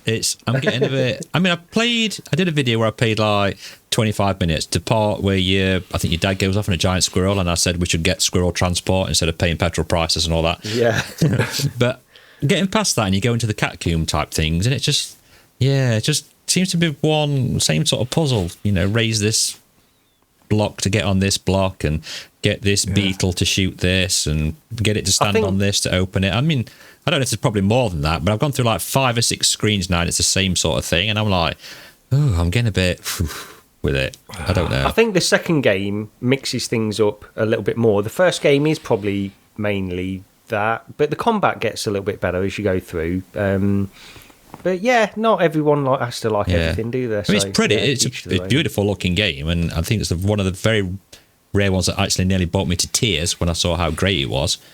But I don't know. Probably just because I've not been well either. So I started playing it when I wasn't well, and I was like annoyed at everything. So Maybe I need to jump back in and give it a go when I'm feeling better. Yeah, give it another go. I think I'm the only person definitely. that wasn't, is not keen on the entire planet. So no, I think who else was I listening to? Another podcast. I think there have been people where they just don't quite enjoy it as much, simply because it is of that style. It's like the combat isn't fantastic. It's a little bit sedate, and the puzzles. Yeah, I mean, I think you could have that criticism, like the puzzles are not varied enough, maybe throughout.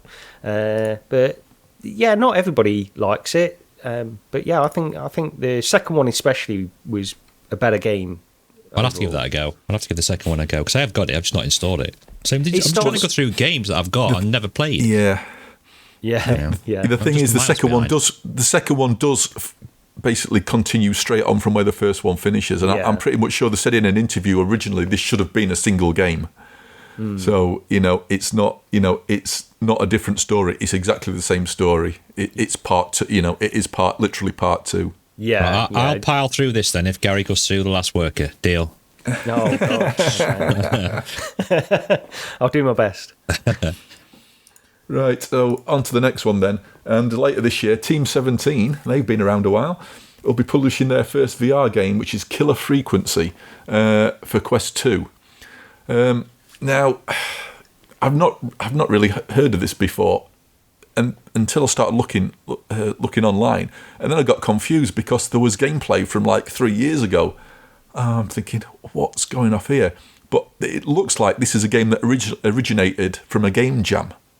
And you basically play as a small-town radio host in 90s America, and there's a killer on the loose. And that's about as much as I know.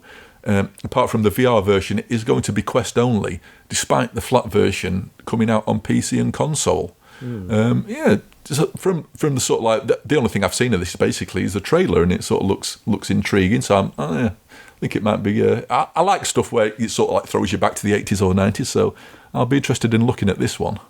Yeah, it looks pretty good from the trailer.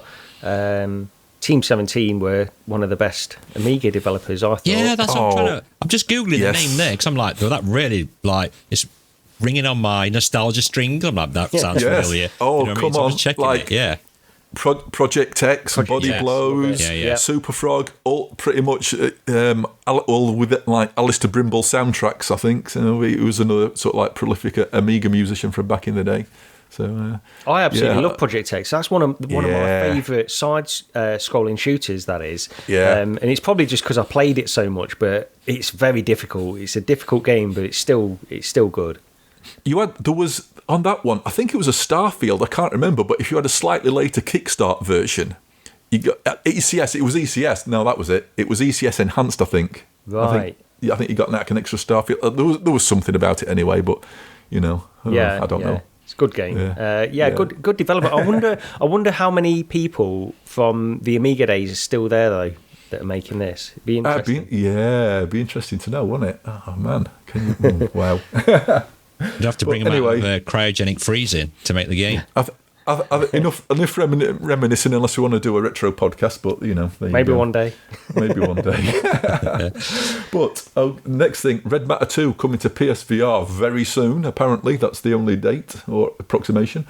But native 120 hertz, 120 FPS with foveated rendering. This should look rather good. I can imagine it's going to look pretty special in that headset, given the sort of like the contrast and the black levels and the HDR. It should be this should be the definitive way to play it, I'd imagine. Yeah, I think so. If because they do so many tricks on the Quest as well, like with the lighting and stuff, just to get that game looking as good as it does. And I wonder what they can do on a PSVR2 with that. And it looks like they're focusing on the right things as well. So I'm hoping it's not just that it's these 120 frames native and the foveated eye rendering. I'm hoping they've got improved lighting and things like that in there maybe. Not that it really needs it, that's the thing. It looks great anyway, so maybe they don't need to do anything else, but should be good. Maybe they can up some of the... I mean, I say up the resolution, the texture and stuff, but it really did look good. Even on Quest, it looked fantastic. Banged on about this before, but... No, we were talking about this, weren't we, Roger, when we were all playing Walkabout the other day, how I can get it to look that good. Like on the Pico, it looks... I wouldn't be able to tell the difference playing this on a Pico with playing the PC VR version. I mean, I've not tried the PC VR version, but it just looks like I'm playing PC VR when I was playing it on the Pico. It's that good. And it ran so well, as it was optimized fantastic as well. Yeah. Oh, it's fantastic. And the only difference, because I did try it on PC, and it's just what you'd expect, really. It just looked sharper. And maybe there were other effects on there as well, like lighting and stuff, but nothing that I noticed. It was just the fact that it was a little bit sharper on the PC. Yeah. So, did we miss that one? I think I missed that one out. Eye of the Temple. Eye of the Temple. Let's go back to that one. I missed that one there. So Eye of the Temple, which previously a Steam VR game, coming to Quest next week on the 27th. So that's next Thursday. So this is a room scale platform game. You do need about 2 meters by 2 meters play space minimum. I've never played it, even though I see people again and again sort of harping on about how good this actually is. And it's probably one of the actual genuine room scale games actually out there, because you move around by walking. There's no artificial locomotion. You need that you need that space, so you can physically walk about the room and step onto platforms, which will then move you to another area, so you can step off, and it sort of redirects you around that play space. Has anybody played this? No, but I have. Yeah. Oh, have you? Go ahead, Lee. Very briefly, I think I played the demo when it came out ages ago, and I quickly learned that my living room is definitely not 2 meters by 2 meters. So just be aware that you will need a decent sized room, because otherwise you may hit the TV on the wall or the fireplace.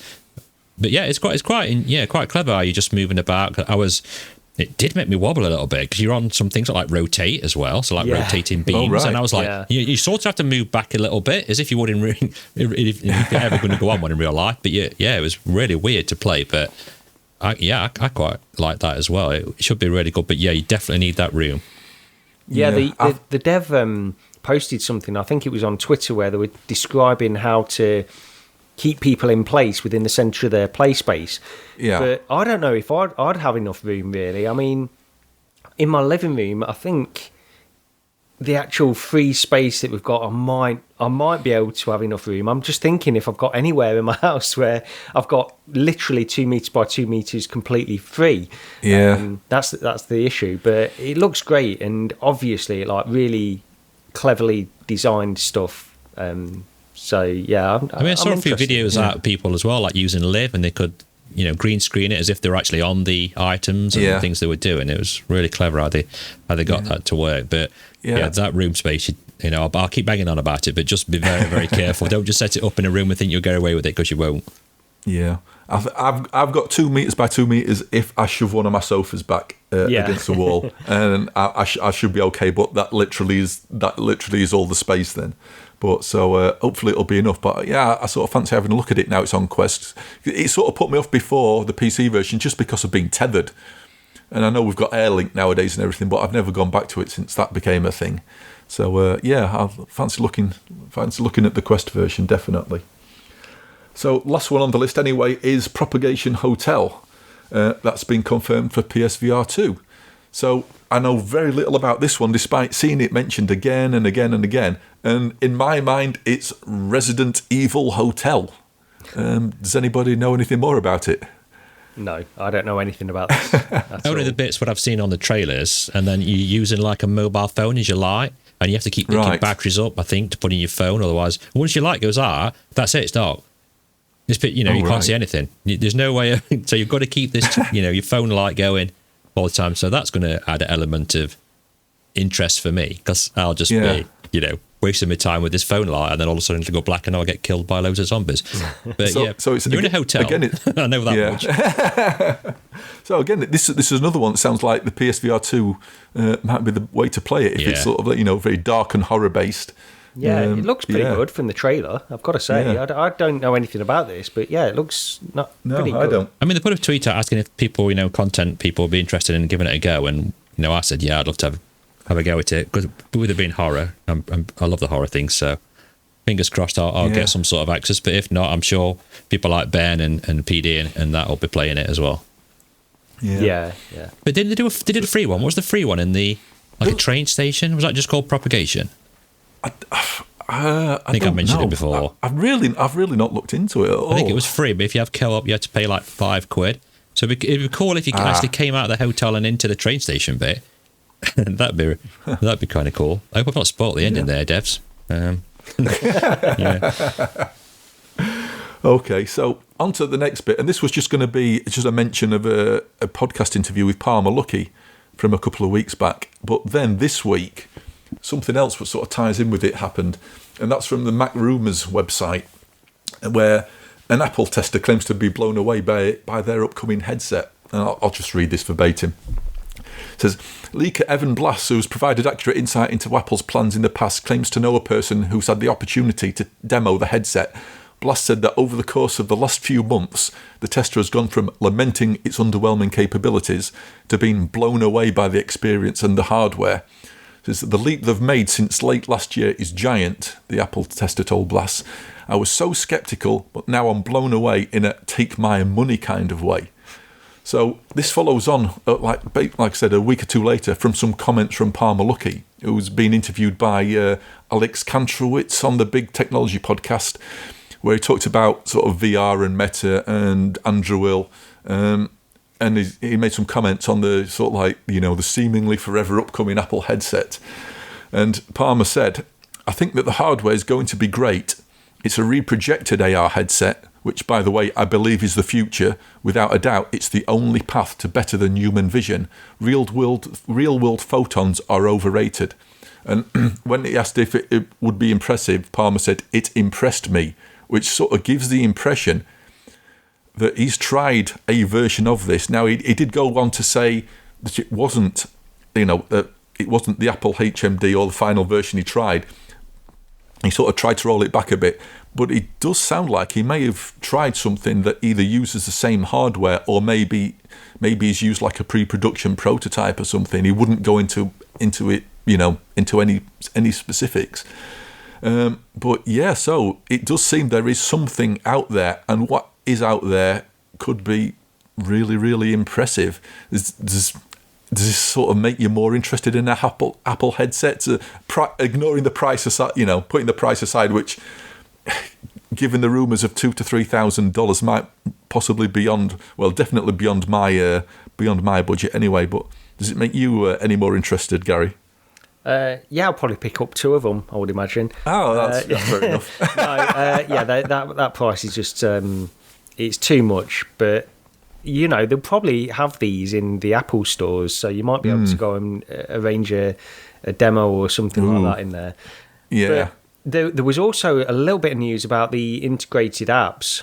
There was some rumours that they were sort of integrating the usual apps that you might expect on this sort of iPhone apps realised for the MR kind of format. Yeah. And I listened to that. Well, I listened to the first part of that podcast that you sent because you posted it in the Discord, because the first part was about VR, the latter was about his other company. But it did sound like he's tried a non-consumer, a non-release version of this, and he was impressed. And I think for that price, he should be impressed. I think the Apple tester should be impressed as well. This should be like from the rumours, it's supposed to have like 4,000 by 4,000 pixels per eye. Yeah.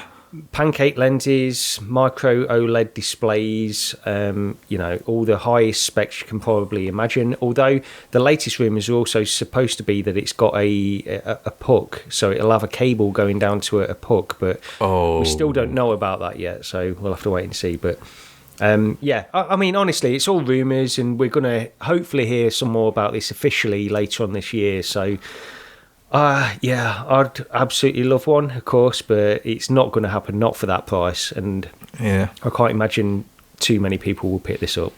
Yeah. So, what about you, Lee? Are you going to sell a kidney? Or? Well, I know I've only got one that kind of works at the minute, so probably sell the Duff not one. The other one, yeah.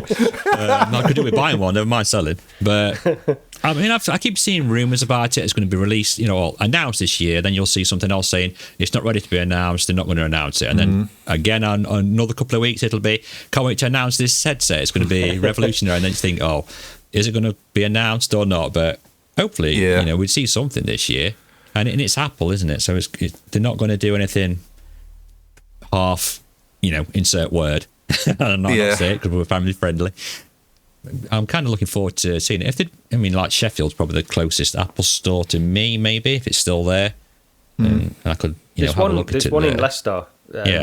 So I'll go to that if they have it there. But yeah, it's to me this feels different from all the other years. I've mentioned, like in previous podcasts, we've had rumours. I don't know if you follow Robert Scoble on Twitter. Apparently, he claims to have like insight into all of this, and says for the last 3 or 4 years he's claimed Apple are going to change things this year, and he's said that for so long, and you just can't really believe anything he says. He's very much an Apple fanboy anyway, but this year does feel different based on all the rumours that are coming out, and I just don't know. See, this is a tough one. We focus a lot on gaming on this podcast, of course, because that's what we're interested in. I'm interested in the wider VR as well, but it's mainly the gaming side because that's where VR is at the moment. This is not going to be a gaming headset, and it's not going to be. It's barely consumer. For $3,000, it's very difficult to, and I'm sure it's going to be impressive. For certain applications and stuff, but it's just where it fits into where VR and AR is at this very moment in time. It'll be interesting, and could it be an iPhone moment? Because that was a big moment for smartphones, so this could change things. Yeah, it'll be interesting. I'm hoping. Yeah, sorry, go on. Yeah, no, I'm hoping. I'm hoping it will be. Yeah. Like you say with the iPhone and that, it could be something that we've, totally different that we've not seen. There was one other comment on the interview with Palmer which sort of caught my attention, where basically about the real world photons are overrated, and he seems to think that optically transparent AR is a dead end in the long run, and that this dream of having a normal pair of glasses that get where you see the real world, and then you get sort of digital stuff reprojected onto that is just not really going to happen, and that basically, high quality in the end, a high quality pass through mode is going to be the way to go. Which is like, that might be a real hard sell. Yes, it will for everyday use. Like, you're not going to wear this out in the open or anything like that. No, and that's the dream of AR glasses. And the thing is, I don't know if you guys know Carl Guttag. I think he's appeared on Sadly It's Bradley a few times as well, but. He's always claimed this. He's literally said like that the wavelength of red light from all the optical displays that they have that are available at the moment, the wavelength of red light can't get down. It's physically impossible to get down to the resolution that would need for these kind of transparent glasses to display a monitor in front of you at a decent resolution. Yeah. So he's always had complaints about this, and that's waveguide based. But there's other display technologies out there as well that might be able to solve it. But Zuckerberg still seems convinced that it could happen one day. But it's just each year it feels like proper like AR glasses are just another 10 years away. I'm thinking these are like 25 years away. And when I spoke to Stan from Lynx, he's always said exactly what Palmer Luckey was saying in this interview. He said optical is dead end. You can't do it. It's literally not possible at this point in time. So this is the only way to get decent AR, which is pass through, is what he's saying. It's pass through AR, which might be where we're stuck for 10, 15, 20 years. Who knows? I'm just gutted. I really wanted Google. Is it Google Glass when they first mentioned that years ago? And when I saw that as a concept, and they brought that like trailer out, someone walking around, and then it was guiding the map, and it was showing them where to go, and then they were going getting text messages, and I was like, I really want that. I really need that. And I'm sure billions of people on the planet would love something like that as well. So the CEO of Magic Leap, I can't remember her name now, but she said recently as well that basically it's going to be the market for AR in the future is going to overtake the market for smartphones, mobile phones. And she said that within like the past week or so. And you just think, Magic Leap as a company were interesting, but too early. It feels like the technology just isn't there to achieve what everybody wants to achieve, and you can tell it's a gold mine. All of these companies want to get to that point, but it just doesn't seem like it's possible yet. Yeah, it does properly feel decades away. Oh well. Anyway, on from that, and we've got Preydog, and the still upcoming Universal VR Unreal Universal VR injector. I read the other day on Twitter that it is definitely coming this year. Right, that was on I think Flat to VR commented on someone's post and said it's definitely coming out this year. But I mean, they're refining that many things and they're adding that many things to it, like you'll probably cover now, Rog. So that's why it's taking a while. Yeah. So this is from Flat to VR as well, and basically the Preydog's added universal 3DoF motion controls, and you sort of think 3DoF, but then you think, well, this is universal, so it sort of suggests any game rather than even having to use a joypad or a keyboard and mouse. You've got 3DoF motion controls. So I'll read it again, what they posted, which is, in just 6 months, Preydog's gone from this crazy idea of creating a universal Unreal Engine VR mod, 6 months, wow, to getting full 6DoF working in almost every Unreal Engine game, then additional rendering systems that make stereoscopic work when even Unreal Engine's official solutions won't work on certain games, then head-based aiming, thousands of fixes, quality of life additions, to finally motion controls. I mean, that's a big add, having been able to use any sort of motion controls just out of the box. This thing sounds amazing, but it's like, let's see it working. Yeah, it's how, I mean, this is unbelievable, really, and it's like a path. Because I'm not going to rule anything out at the moment. This seems like a path to like full 6DoF motion controls at some point. I've got no idea how difficult that will be beyond this, but obviously it's something that is not completely like just as easy as doing this. But this is going to bring so much value to PC VR, and I don't know how Preydog is planning on releasing this, but because I think, to be honest, the amount of work he's put in, the amount of value this could bring, it's fair to say that people would not begrudge paying for this mod eventually, when this injector, when it comes out. And I think there's just a danger of putting it out on Patreon or something like that, as we've seen with Loot Boss, got taken down because of the GTA 5 Take-Two sort of told him to stop releasing these mods for a paid fee. So at the same time, I'm sure that most people would want to support what Preydog is doing here. Patreon might not be the way to do it, but maybe a donation page or something like that, because the amount of work and the amount of value this brings to PC VR is honestly invaluable at this point. So I think it looks great. Yeah, it's going to be one to keep an eye on, and it's another one what makes me think I really need that upgrade. I mean, Hogwarts Legacy in this, Rog. I mean, we didn't really mention the game that shall not be named too much recently, because at one point, me and Roger were banging like 8 hours a day playing Hogwarts Legacy. We never said anything about it on the podcast because we didn't want it to turn into a Hogwarts podcast. So we said to Gary that we wouldn't mention it so much. But and this, I mean, imagine like flying around Hogwarts, even with 3DoF, straight out the gate without any messing. And he has said as well that people can add motion control options if they're inclined to be able to do things like that to the games as well. Yeah, because it's going to be all unlocked.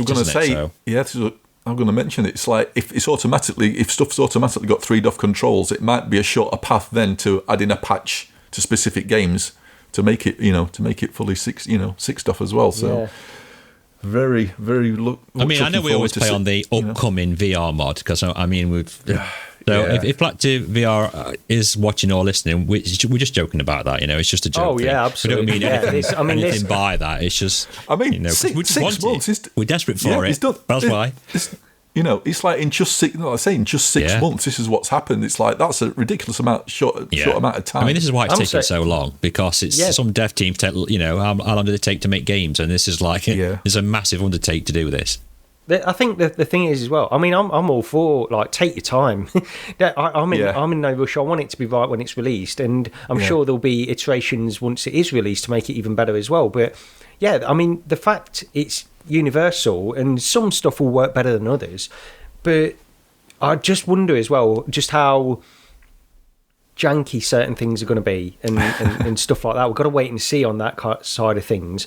But with the future iterations and the amount of work that's going into this, seemingly, oh God, this is like one of the best things to happen to PC VR for a long time, really.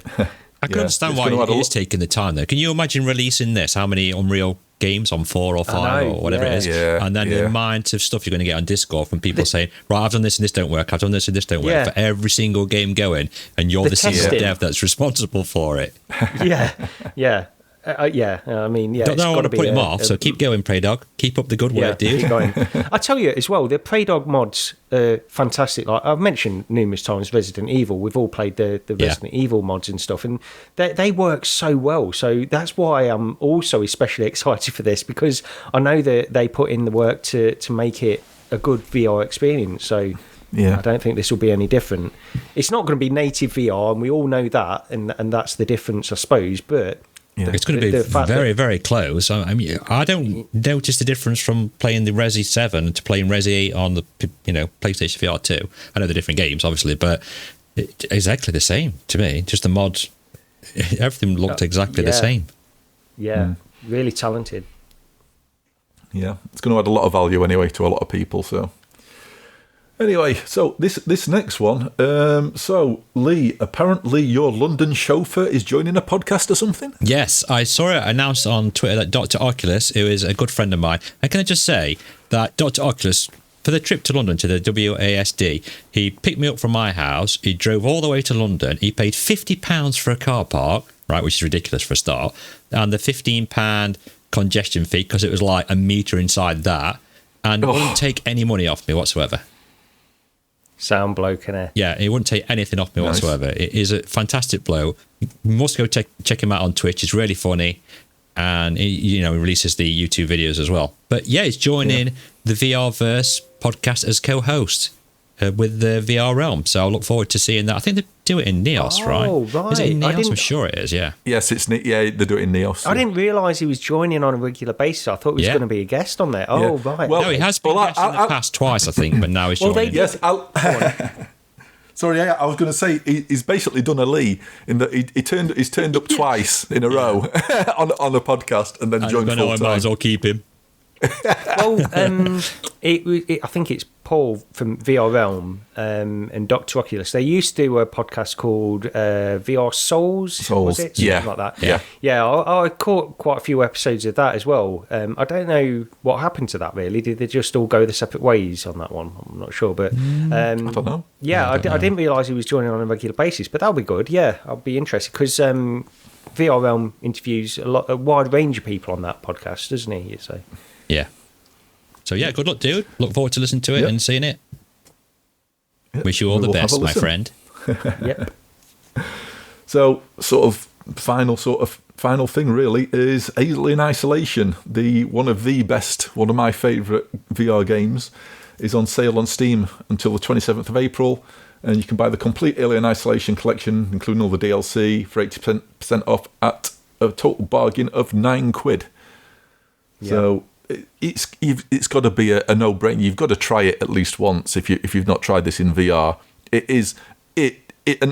For my money, it annihilates any of the Resident Evil stuff for total tenseness and scare factor and everything. It's the only thing that makes me nervous. Where I can load that game in, and it's the sound. Yeah. Just hearing the sound instantly just fills me with dread, like nothing else does. No other game even remotely as close for me. It's the only game where I play it for half an hour and then calmly remove the headset and go and do something else. I've never noped out of it, but I literally can only play this for so long, and then I just have to take a break. Yeah. I probably I'm about 45 minutes is my max in one session. Yeah. In Alien Isolation. Yeah, it's well worth it. It's one of the best sort of VR mods that you can get as well, and it's limited, isn't it? we've mentioned it numerous times. Everybody knows about this, but it's still a fantastic experience. And you can use motion controllers, contrary to what you might hear people say. Oh, you can only use a gamepad. You can use motion controls with it, and it works fine. It's It's not real motion. It's not hand presence or anything. Yeah. You can't go around picking stuff up. No. I mean, you're just moving it, and you're moving your left and controller. Pressing A to shut the things and that. Yeah, pressing the buttons. Yeah. But I mean, I used the motion controllers and had a really good time. The only reason I've tied it on the end is because when I went onto Steam, it popped up that it was on sale, and I thought you've got to mention it to everyone because we always mention it. You got to go and buy this. Yeah, if you've not got it yet, definitely get this one. Especially with all the DLC for £9. It's brilliant price, fantastic. In the very first episode, it was one of my picks for one of my all-time top 3 sort of games. So. I think it's everyone's favourite or one of the favourite VR horror games. That's actually not VR as such. Yeah, it's a great movie tie-in sort of. Well, I mean, it doesn't tie into any of the movies specifically. It's a spin-off, but it's just one of the best that's ever been done. That sort of links into a franchise like that. It's just so well done. It was done by. You can tell it was done by people who were really in love with this sort of the Alien franchise. It's the closest you'll get to being in an Alien film. Yeah. To this game, that's as close to the films as it feels like. Yeah. It also highlights as well, I think, the value of Preydog's mod anyway, because even if you get an experience like this on all of those Unreal games. Yeah, you can pick and choose which ones you want to get, and there's still so much value in a game which plays pretty much like a gamepad game, but still in VR. Definitely get this one. Yeah, absolutely. Did you try very quickly? Did you try the texture mod I've sent you? I'm sure I've actually this before. I've added that in. Yeah, could you notice any difference with it? Because I think it does picks the anti-aliasing stuff up and things like that on the edges if you really look careful. It and might the pipes, I could tell on the pipes and things like that as well, how sharp they looked. On the edges of the doors and stuff like that. Do you know what, Lee? I think I'd previously installed that anyway. Oh, right. When you sent it over to me, I was doing the installation, and then I thought, I'm pretty sure I've done this in the past. Yeah. I think I'd already had that installed for some reason, but I just forgot about it. I was also quickly as well going to mention the Black Mesa VR thing. Oh, right. Because I did try that, which it uses the Half-Life 2 Episode 2 VR mod, and you can include it in Black Mesa. I don't know a lot about it. Apparently, I just installed it. It's quite a long-winded installation process, really, to get this mod working in the first place. But it works, from what I've played, just briefly going in, it works pretty much like the Half-Life 2 VR mod does. So you get, full motion controllers and stuff like that. Yeah. But worked pretty well. I think because I was listening to, yet again, another mention, the VR Gaming podcast, and they played it. I think there was something to do with it uses an slightly older version of Black Mesa or something like that. Yeah, that's from what I recall, yeah. Yeah, and you might have said this as well, Lee, actually, and it's not quite as... it's a little bit more janky than maybe the Half-Life 2 VR mod. I've only played a little bit of it, and it seemed to work pretty well. But that's worth looking into. I think it's still in a beta anyway. So, but it's probably going to be the best way to play the original Half-Life once it's up and running. So looked pretty good to me. Nice. Well, last one I've got here, I tagged on the end because I noticed it the other day, is Lucky's Tale, the original Oculus Rift platformer. For the next few days, maybe next 2 or 3 days after this has gone out, it's on sale on Steam for £5.50, and it's a nice little platformer. It's the OG Oculus Rift platformer. It's in my book, it's definitely worth a £5 to go and play that. It's an easy-ish game, apart from the time trials, which are then the most brutal time trials I think I've ever seen in any game ever. But the base game itself's, fairly easy to get through, and it's a nice little game. It's worth a look. Yeah, definitely. Yeah, I like that. I've always liked that game. I've never finished it. I should. Oh, what? I know. Isn't that one? It rings a bell. Is it a bit like Crash Bandicoot type thing? Yeah, a little bit. Similar type of jumping platform and side scroller type thing. Yeah. The weird thing is they gave this away with the Oculus Rift. Because it was back when the Rift launched, obviously they didn't have motion control, so they had a joypad platformer. And I've got my CV1, and I've mentioned this before. When I first got it, I couldn't stand it, so I actually went back to my DK2 and I played through Lucky's Tale on my DK2 rather than play through it on the rather than play it on the CV1. But I'm just looking now on Steam. Oh yeah, Lucky's Tale VR, £5.42, 65% off. Oh yeah, I'd pick that up. Yeah, it's good. It is a good game. Yeah, I like it. It reminds me a bit of that. I've started talking about this now, and I can't remember the name of it. We mentioned it a couple of times on the podcast. The one that came out is very similar looking to this. Right, if I remember what it is, guys, I will put it in the comments. Oh, Vet. Is it Vex? Oh, yeah, that was it, yeah. Ven, that's it, sorry, not Ven, yeah. Yeah, Ven. that's the one. Save me doing it, save me Googling it now, yeah. It looks very similar to that, It's similar, but it's nowhere near as difficult as Ven. That's the thing, yeah. It's No. Yeah, I like it. It's worth picking up. It was sort of like a staple back in the original, like in 2016. You got to play Lucky's Tale, but I don't think it does anything outstanding, but it's worth picking up. Yeah, definitely. You could pick up that and the bundle, the Super Lucky's Tale, which I think that's only flat screen, right? But it's £11 for both of those as well. The Super Lucky's Tale, which is a different game altogether, but that's flat screen only. But yeah, there's a bundle with that in it as well. £5, definitely. I'm glad you mentioned that, Rog. I am going to add to cart right now. Excellent. And that being said, I think that's it, unless anybody's got anything they want to add, what we've not covered. No, I think I'm done. It's been quite a big show, really. There's been quite a lot to talk about, and we got through it in under 2 hours. I wasn't expecting that. I thought this was going to be a long. Well, efficiency, you see. There you go, yeah. You've overthrown my dictatorship and refined. Oh, right. So, yep. That wraps it up, except to say please like and subscribe, leave a review or a comment, all the good stuff that you can do. And just to say thank you so very much for listening. We really appreciate it. And cheers, everyone. See you next time. Take care.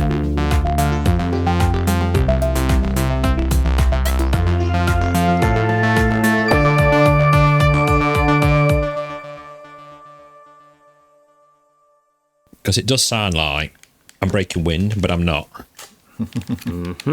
Okay. That's what I'm telling you guys anyway. Yeah.